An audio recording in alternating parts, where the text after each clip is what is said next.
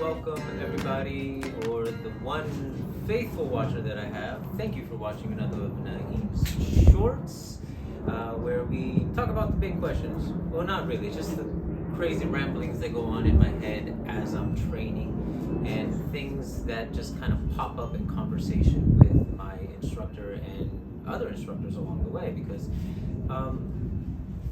somebody once told me that they really enjoy the get-togethers that happen after a seminar, after a training session, where people are just talking, because he feels that that's where he gets all these great nuggets of wisdom. Dennis Duarte, I'm talking about you, good buddy, because you said that, and you're absolutely right. In those conversations, you pick up a lot. But before we continue with the conversation, once again, let me show you this beautiful blade, this Klingon-inspired blade from Star Trek. It's a live blade, and it's insanely sharp, simply because John Atkinson doesn't know how to make things not sharp, which is kind of odd. But this is direct from Wolfston Armory. It is being raffled off. There are $5 a ticket, so for $5, you can own this particular blade. We'll be auctioning it off sometime in September, so look for the Venmo, look for Zelle, or just contact us and figure out a way to get us money or get somebody else's money to us so we can properly raffle this off and give it the home that it deserves. Now, let me put this to the side real quick.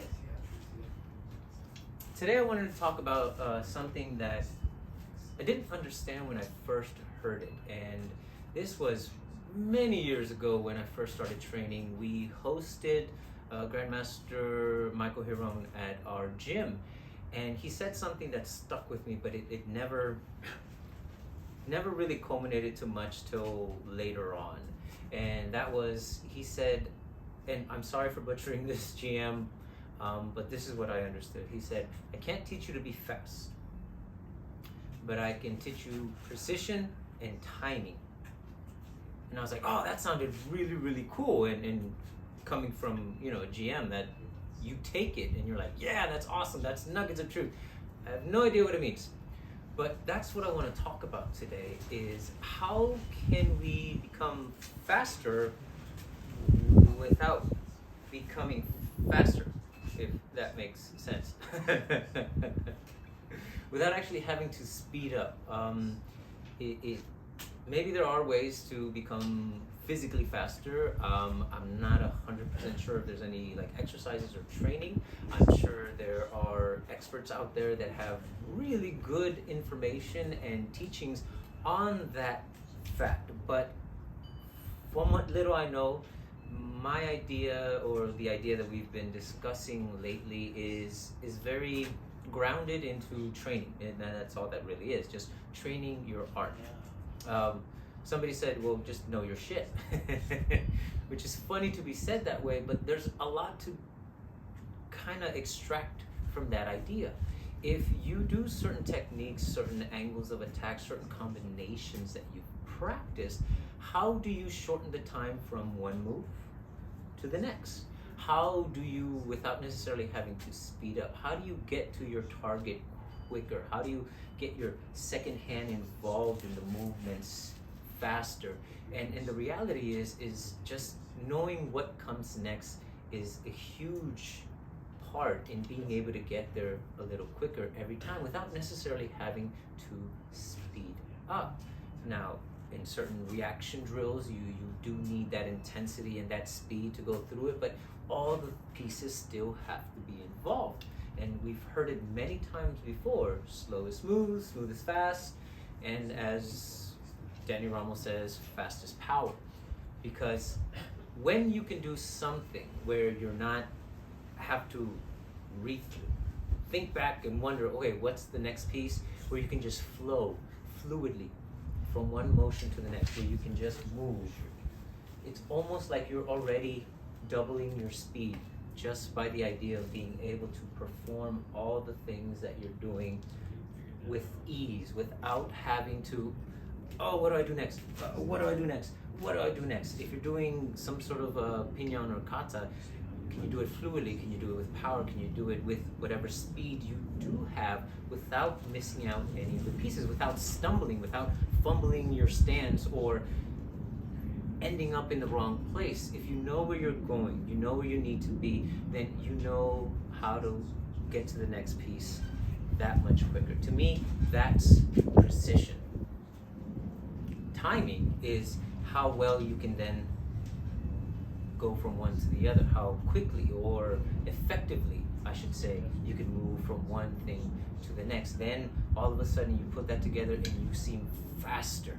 You are moving quicker. And there are two different ways that I've been sort of introduced to. I don't know them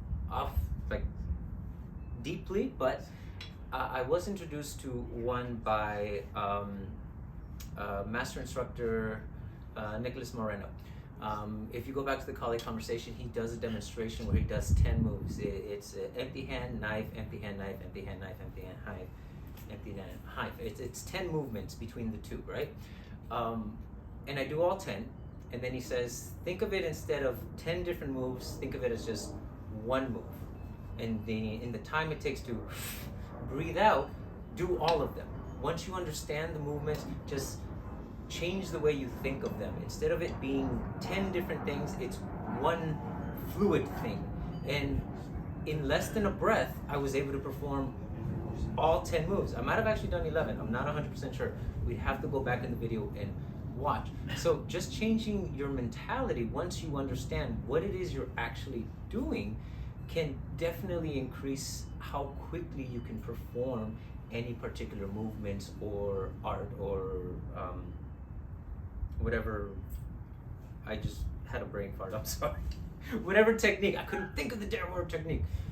But whatever technique you're trying to do, and it requires knowledge. It's not just a matter of repeating the process, because you can just go through the motions, and if the motions are crappy, then you're just going to perform it crappy. It's the understanding, what is this move actually for? What comes next? What is the next move supposed to accomplish? And so on and so forth. And you can start getting a better understanding of what you're trying to accomplish through everything.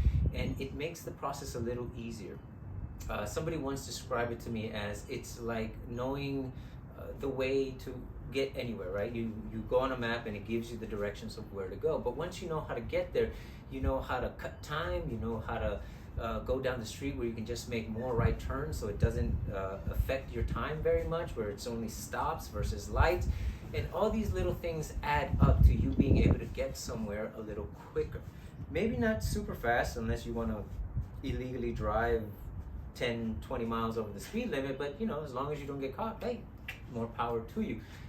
But that speed, but that knowledge really gives you the flexibility to be able to move from one place to another more effectively, which, when you combine it to the idea of a fight, you're both taking time from your opponent and you're giving yourself more time, because they're also trying to hit you. They're also trying to accomplish something. And if you're clear on what it is you're doing and being aware of what they're doing, then you can circumvent a lot of their stuff to get yours in, to get your strikes, to get your moves, your holds, your locks, all these things.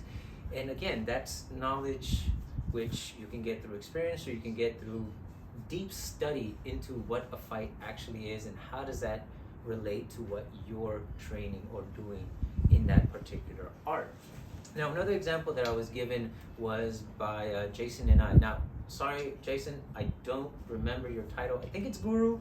I'm not 100% sure, but he is a phenomenal instructor. And during our Kali conversation with him, he demonstrated this idea of just doing a cross block, right? Just coming across like this, very simple. And he changed the beginning point. First, it was from a ready position. Then it was the stick down. Then it was the stick lower. Then it's you on your knee and having to stand up. Then it's you on both your knees and standing up. Then it's the stick on the ground. And all these different ways, different places to start.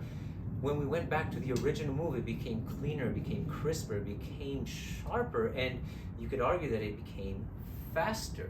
Now, the way I understood that, and I could be completely wrong here, is that your brain starts picking up on all the little differences. It has the core movement, which is done at, say, chin level. But then you change all the parameters, all the starting points, and even the way he delivered his first angle changed. He went from something really tight to very wide. He came out to one side. He stepped to one way. He opened up a different way. He delivered the same strike in so many different ways. And the way I understood it was that the brain picks up on all those differences. So when you go back to the very core of it, the very center of where you learn the move, it's that much cleaner. It's that much smoother. So, in theory, it's that much faster. So these are two different ways that I was introduced to this idea of making things faster by being precise, by understanding your timing and being there before you need to be there. Now, that concept, my instructor has kind of wowed me through years because of it, simply because as we're moving, and for those of you who have seen us play, we don't choreograph anything. Everything's off the cuff, everything's organic, all the movements are, I'm just trying to hit him and he's taking care of everything. And half the time it feels like he's waiting for me. Now, let me emphasize that again. He's waiting for me. He literally waits until the stick is inches away from his face before he moves. And we discussed this, and I was giving him my ideas about this concept, and well, he set me straight. And one of the things that he said is having the patience to allow your opponent to fully commit to what they're doing. Because in order for your opponent to reach you, they have to come close. If they're already close, then you don't really have to worry about being fast. That is enough. You already reached your target. But if you're a little further away, you have to step in to get to that range, which means that the idea of allowing your opponent to go first and all the variations that could possibly mean, them committing to something. As I'm striking this bob, I'm already close to them. And that's when he moves. That's when my instructor does what he does. So his distance to what he's trying to get is that much shorter. And not to mention, my forward momentum is already bringing me to him, so he doesn't actually have to do much other than, which isn't a very complicated move, which can be done very smoothly and fairly quickly because look at the distance you actually have to travel. But what if he took half a step in? Oh, well, that's even more distance that's being covered. That's more time that's being compressed in essence. And all of a sudden, I'm getting punched in the face even though I was pretty sure that I was about to hit him. Now, I'm nowhere near that level. It takes a great deal of patience and a great control over your flinch response to be able to let somebody's fist get this close before you move your hand a couple inches from where it is, because hopefully your hands are already somewhere around here, to deflect that and strike, or strike at the same time as you are deflecting. All of a sudden, these ideas of time become less about how long it took for the person to swing and more about how much time did you wait for that person to actually get close enough for you to do something. Because again, we don't start fights, right? We try to end them and we try to avoid them at all costs. But if they get to that point, we want to end it quickly. And my thought was always, oh, it's about speed, it's about speed, it's about speed. But maybe it isn't. Maybe it isn't about speed. Now, don't get me wrong, speed will help. I'm sure of it. But some of these grandmasters aren't in the best shape anymore. They're just older, and not because of lack of trying, just because age gets the better of us. But still, they seem to get us and hit us and kick us and throw us way faster than we thought possible. And when we're on the ground, we're wondering what the hell happened. And I think it's a lot of these things that we just discussed. The knowledge of it, of course, the practice, of course, but the understanding of what your opponent is doing becomes a critical part in being able to do things faster without necessarily having to be that fast. At least that's my take on it based on this observation and these things that I picked up along the way. I don't know, what do you guys think? Do you guys specialize in speed, or is it just an innate thing that you have? Have you tried to teach other people your speed, but it just comes short because they can't physically be that fast? how do we supplement lessons to make sure that they can do things effectively, quickly, and be able to end a fight without having to, waste too much energy, because these guys barely break a sweat kicking my ass. So, just food for thought.